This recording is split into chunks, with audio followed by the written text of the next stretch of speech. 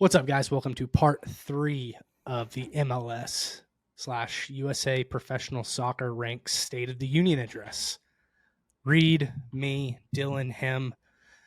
Today we're going to talk about where does professional soccer in the United States go from here. We've talked about how they got to where they are, what the perception is, a little bit one and the same. Where they are and the perception is kind of the same thing. But if you haven't watched those episodes, go watch them. We talk about how the MLS obviously got where they are, the inception, the history, all of that. Second episode, we talk about our perception of the MLS, the international perspective or perception, and the perception of American players, both in Europe and, I guess, were all the quotes that you said players that are now in Europe? Mm-hmm. Yeah. Mm-hmm. So players that have, or at one time, I'm pretty sure DeMarcus Beasley is no longer playing in Europe, but yeah, they've pretty solid USMNT name. They've done the MLS to Europe export thing. So now we're going to talk about where the MLS goes from here, because I feel like the MLS is in a state of stagnation a little bit. We've got the World Cup coming up, which if you watch part 1, you know that big things happen for the MLS around World Cup years. However, there has to be a decision that's made with the direction of the MLS, whether it's economic decision, whether it's competition decision, or just an ideological decision to be made. It has to be made, and it needs to be made relatively quickly, or else the U.S. is going to miss out on this opportunity to build on its growth, on its momentum with this World Cup. Dylan, you and I both know, our listeners probably know, but what's your number one way for professional soccer in America to grow a true fan base? Not just people who will tune in, not just people who like the sport of soccer, but people that will actually adopt a team, watch the team no matter what, and really get on board. So I'm going to pause.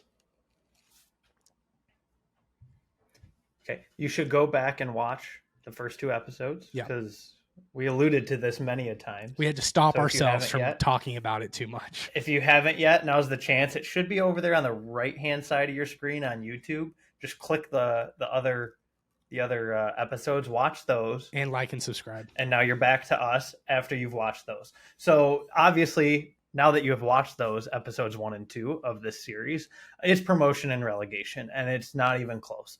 I not to discount the introduction of Messi and friends to the MLS. I certainly think that is a massive step for the MLS. However, we've already seen something similar with Beckham, and it did grow the MLS, but not to the level that us as U.S. Soccer Federation, USMNT fans, consumers of soccer in the United States really want to see the MLS grow.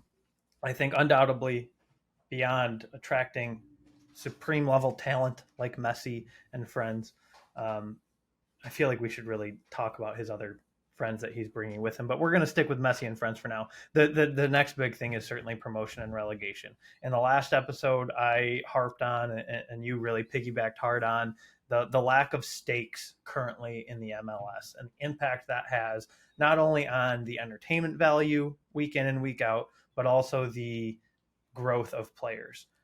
I'll start right now by talking about the effect that has on the consumer itself, not necessarily a developmental point, but the consumer itself. There are countless American sporting events that come the last month or month and a half of the season are completely meaningless, like utterly meaningless. You get the Tigers playing the Royals in August this year. Nobody cares. The players barely care, but we're just talking about the fans. Nobody cares other than your diehards that really don't want to see a 100-loss season for one of the 2 teams. But there's no real stakes. There's no relegation in baseball, and there's no relegation in hockey if the Blue Jackets are playing the Red Wings. God, Detroit sports are really depressing right now. But moral of the story, hey man, we had some good runs. Yeah. But moral of the story is it lacks those stakes throughout the year. And that's one of the things that during COVID, when I decided to go full-fledged back into soccer, really drew me in. I wanted to be a Newcastle fan because I loved the movie Goal. I've talked about it ad nauseum in past podcasts, feels Detroit-ish with the personalities of the people and the culture. So I really wanted to go Detroit all and in Pittsburgh on are so Newcastle. Newcastle. Really wanted to go all in on it. And it was like, damn, this isn't a very good team. But it wasn't like, hey, I'm just going to tune in just to watch for the last couple months of the season. It was, holy crap, if we don't win, we're screwed. The amount of money and revenue you miss out on from being relegated is massive, has multi-year implications. So they were all high stakes matches, even though it was Newcastle versus Burnley or whoever it was at the end of the season. It was very high stakes. And as a fan consuming the sport, especially a fan trying to reintroduce themselves to the sport, it made it super appealing. Right now, even if you're a fan, a diehard soccer fan in Toronto, for example, or Miami, huge Latin American influence in Miami, it's really hard to give a rat's behind about the MLS. Like, your team is so far out of the playoff chase, you're not playing for anything the rest of the season, and we're only halfway through. It's predetermined that you're playing for nothing.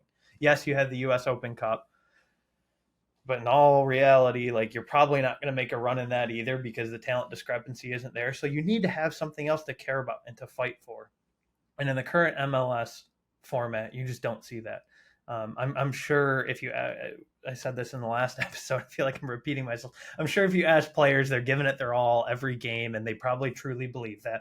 But there is something extremely different about giving your all in a meaningless game and giving your all in a game that could essentially make your club and your fans hundreds of millions of dollars. And that's just something we don't see in And the US lose your format right team now. their favorite players. I mean, you see James Right. Madison Like, yeah, go to Tottenham for 40 mil. Harvey Barnes is going to be Yeah, if gone. they had stayed in the Prem, he would have been sold for 65, or maybe he would have stayed at Leicester. But yeah, 100%. I mean, both player and fan interest. Like, if Tottenham, let's say I'm a Crystal Palace fan and we're sitting mid-table and you've got a game with Liverpool and Arsenal to finish second or third, and you've got Leeds versus Leicester to decide who gets relegated. I'm going to watch the game with the bad teams to see who gets relegated over the top 2 out of 4 teams 10 out of 10 times probably, which you just don't see that in any professional sports league in America. It doesn't even have to be a better brand of soccer. No. Like, at that point, it is all about the passion, the drive, the fans, the intense atmosphere, the stakes. Woo. And we're not talking Omaha, baby. Yeah. It's all about the stakes that you get in European football that you just don't get in the US. And it stunts player growth because they're not experiencing that week in and week out. It stunts growth for the league itself because, yes, I absolutely love following DCFC. There are fans that love following them far more than I do because they're playing right now. And at last I saw they're up 1-0, but I'm not at the game and it's 10 minutes from my house. I'll be honest, if it was 10 minutes from my house and we're within 8 points of promotion to the MLS, I'm saying, screw you, Reed. We'll record another day. Yeah. I'm going to the DCFC game. But the stakes just aren't there. Like, yes, a USL championship would be awesome. Yes, a US Open Cup win against Columbus last year was fantastic. But it's just not quite the same where we're currently at. And I think that's something that English football, full disclosure, I do not follow the non-top league in the other countries, so it may be the same in the other big 5 countries, but England specifically I can speak to. I was watching championship matches more than I probably should admit. They're so fun throughout the end of the year because they're so fun because the stakes, and you can just feel it, you can see it, and we just keep talking about vibes, but like, that really is, if you're trying to grow a fan base, you got to have vibes. And we talked about at the end of at the end of our first episode, like, how the MLS has done a great job grassroots promoting itself. But if you throw in relegation on top of that, on top of the fun interaction with fans, the fun social media, MLS could absolutely, or American soccer pyramid, if you will, could absolutely explode. Yeah. There's a really fantastic Twitter out there that touches on this, all about promotion and relegation, and they'll tweet stuff out fairly regularly. and I'm trying to pull it up now because I had it up and then I went to the DCFC. U.S. Soccer Reform. Super fantastic Twitter account. Shout out to them. Absolutely love the content they put out. They've shared on occasion. Now it's slightly outdated, but it was a Deloitte run study, so a very big accounting firm, very smart people, smarter than I, about what the introduction of promotion and relegation could do to the MLS. And it was outside expansion, outside bringing in new players. It was estimated like 4 to 5 times growth in interest purely by introducing promotion and relegation. Can I And interject here and kind of give yeah. it's kind of an avenue that you just opened up for me, and you can stop me if you don't want to go here yet. If you adopt promotion and relegation to the American soccer pyramid, it opens up the ability to get rid of all those travel clubs, yada yada, whatever, summer ball that you play soccer wise, and it allows DCFC. FC Dallas already has like an intimate, pretty intricate academy system. Yeah. But there would be no like Detroit travel ball soccer, St. Louis travel ball soccer. It would be under the DCFC label or the St. Louis FC label, which is what you have in Europe. And I think in Europe, sometimes they take it to an extreme. Like if you're in the Tottenham Academy at 14, you might be done with school at that point. You might just be doing soccer.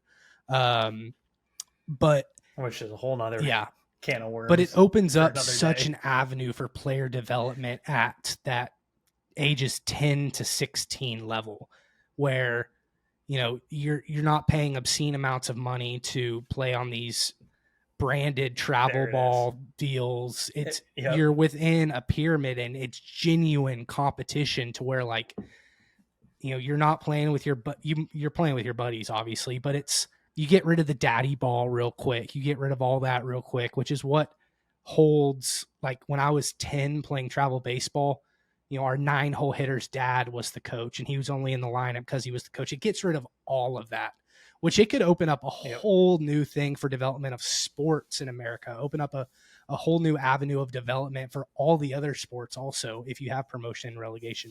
And I think the amount of kids that play youth soccer, if you gave me the opportunity to be under a professional umbrella when I was 12, I wouldn't have stopped playing soccer at 9. I would have probably at least tried to keep going and see if once I hit my growth spurt, maybe I could do something like that, even though I loved baseball.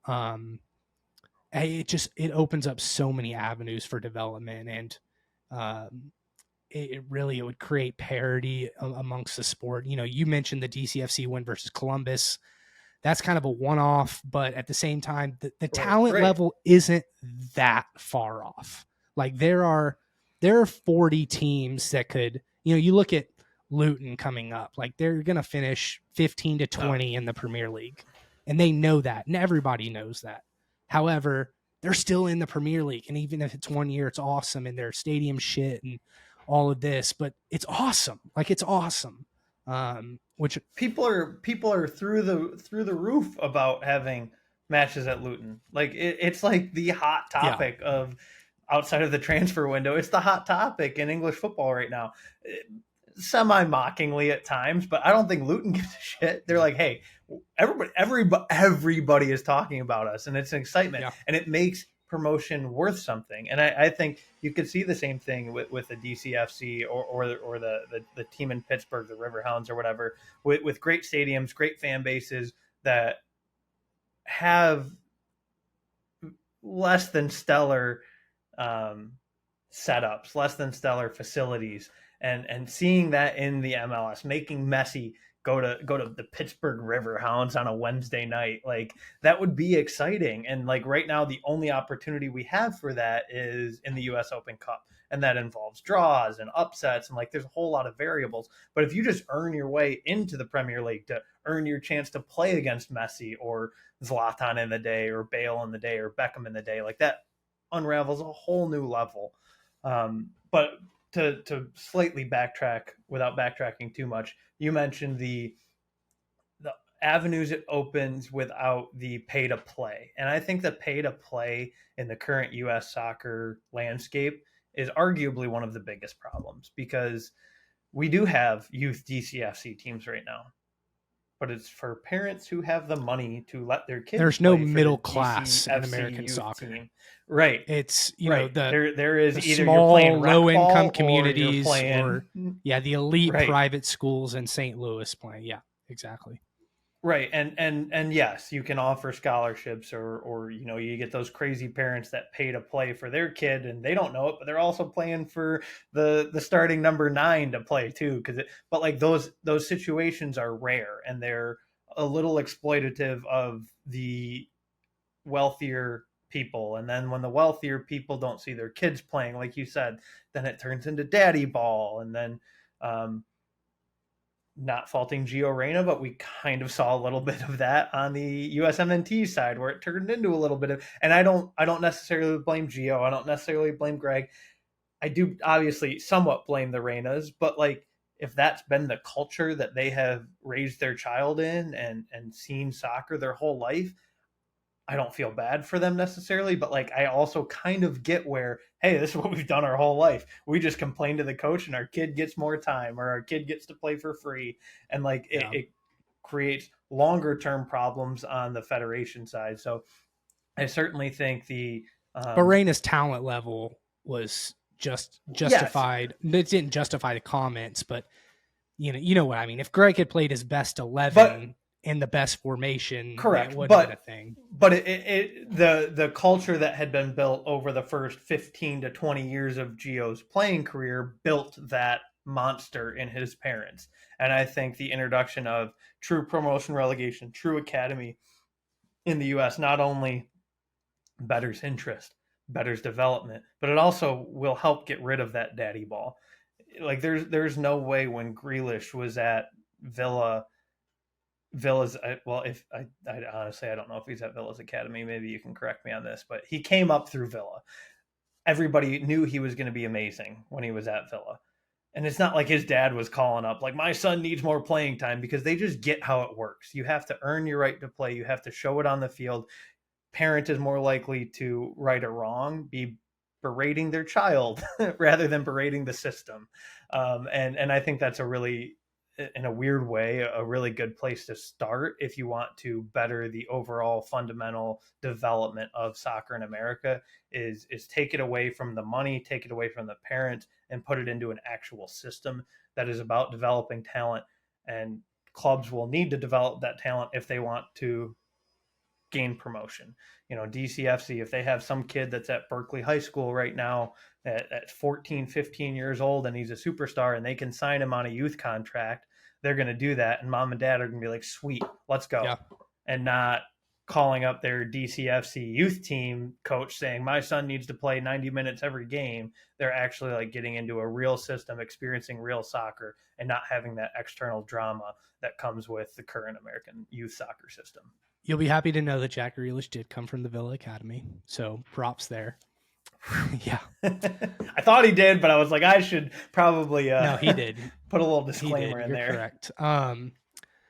While we're on the topic of money, I think the biggest surface level argument against promotion and relegation is that these big money owners don't want to see their team drop down a league. However, I've referenced Soccernomics before. I'm going to reference it again. Soccer is not in the business of making money. Very, very few teams make... Go ahead, Dylan. In theory. Yeah. In European soccer, yes. Not in American soccer. Yes. True. Because American soccer right now is more of a business than a competition. Yeah. And I think that's probably what you were alluding to and where you were going. It is. But most of that money comes from television, which isn't going to change if you've got DCFC or Columbus playing in the MLS in the top level. It comes to, can you get TV deals for the lower divisions, the second division, which I want to point out that ESPN shows cornhole on TV at 3 p.m. on Saturdays in June. There's room. Go ahead. They show USL Championship. Do they? Not super frequently, but they have probably a game a week on ESPN2 in the summer. The point being that you can't tell me, but only one game out of all of them. So your point's still valid. Yeah.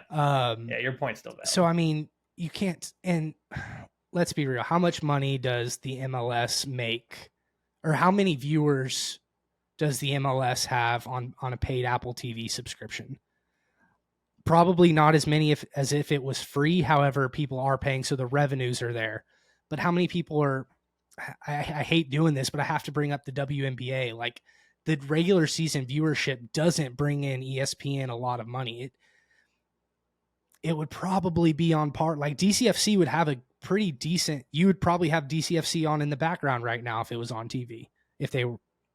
It's on ESPN Plus somewhere, but instead I'm watching the crappy Gold Cup game in the background. But yeah, no, your point's. I mean, to be fair, I'd probably watch the Gold Cup anyways. Yeah. But your point's valid. Like, there are ways for but again, all comes back to the Omaha stakes. There's no stakes. Yeah. Like, that's why the USL Championship isn't exciting, because it's like, cool. Don't get me wrong, players and fans want to win the championship, just like in any league.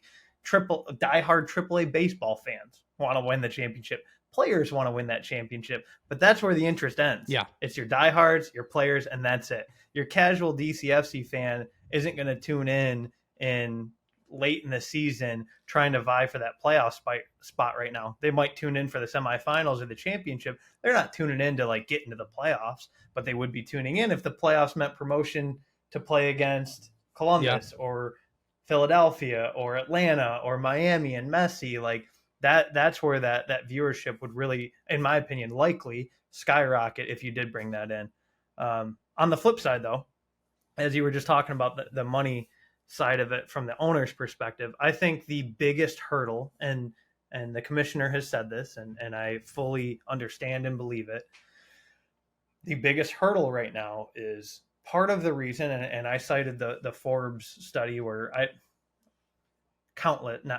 numerous MLS clubs were in the top 50 franchise value or soccer club values in the world. I think I know for a fact the reason they are so highly valued is because of the lack of promotion and relegation. You have no fear of going down. You are getting to share that TV revenue every single year, regardless of what happens. You could field the worst team. You could field the 2002 Tigers that lost 115 baseball games, a soccer version of that, and you're still making as much money as the winner. So there is less of an incentive currently for those teams to succeed, so they don't have to put in the money. And introducing something that will force owners to put in that money is scary. And to get owners behind that, you're going to have to get owners, like you said, that have more of that European perspective, where it's less about making profit and more about the love of the game, the enjoyment, the competition, the growth of the game, in order to have enough teams sign off on that promotion and relegation. And I think that is, beyond a shadow of a doubt, the biggest hurdle. The commissioners come out and said, hey, we're open.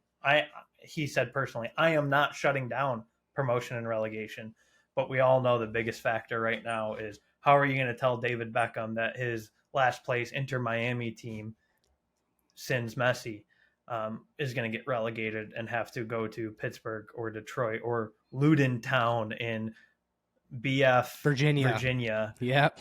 There we go. Yeah, wherever in Virginia, BF Virginia, to go play a whole season. It's tough to tell a guy like Beckham, hey, man, remember that contract you took so you could own a team for cheap? Well, that investment isn't as good now because your team sucks. So have fun paying for the bus fees to Virginia and Detroit and Pittsburgh. Like, good luck. Like, it's really hard to get those owners on board. And from a more realistic lens, I fully understand the hurdles in front of promotion and relegation in U.S. soccer. But I do think long-term, we're talking 10, 15, 20-year project. Beckham passing down the club to his kids in the future if they don't make it at Brentford, I think is where his kid signed. If he doesn't make it at Brentford, hey, son, here's your club. It will be a better off club if promotion and relegation is implemented. I don't think there's anybody that would question that. It's more of that short term. And a lot of times good business people don't want to lose money for 20 years to make money 30 years from now, because once they've earned enough money to own an MLS club, they're not going to see that money in 30 years. So that's the real hurdle, is to really find a way to convince these owners that long term it's better for your club, for your franchise, and for your investment. But in the short term, it certainly would hurt however many you relegate, 3 a year. But it would be really hard to convince, because you're going to have 10 clubs a year fighting against relegation. It's really hard to convince those 10 clubs, like, hey, man, trust me, this will be better long term. Yeah. But you might lose out on a couple $100 million next year. That's a really hard pill to swallow for those owners, and I get it.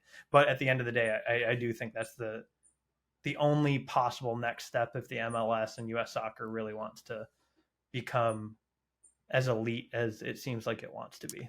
To wrap us up, I've got just a couple things. At the beginning of this episode, I mentioned the decision the MLS has to make. That decision comes down to one, really doubling down on development, becoming that export league that it kind of has shown flashes of in the past.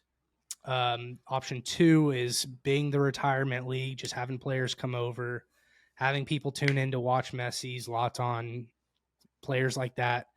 And option three is the radical change. And it's the change that if you want to get on the world soccer landscape, you have to do. And it's creating stakes and creating consequences and rewards for your play. And that comes with promotion and relegation. I'm going to link a a Reddit thread below in the description. That's it's r/US soccer. It's very, very good. It starts off with, before I get called a Euro snob, I watch the MLS and pay for Apple TV. Here's the arguments for and against promotion and relegation. And there are some very, very insightful things that we didn't talk about on this episode just because it would run too long. But it's a very comprehensive topic. There's so many implications, so many, ripple effects.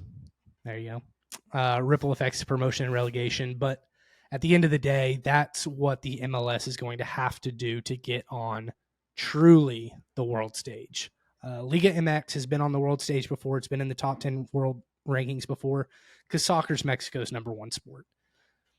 Soccer is never going to be the U.S.'s number one sport in our lifetime, and maybe 200 years down the road, who knows? But there's going to have to be different avenues to grow that perception of the MLS and that quality of the MLS, and it's going to have to come from some form of stakes created within the league. So, as always, Dylan, any other thoughts before I close this out?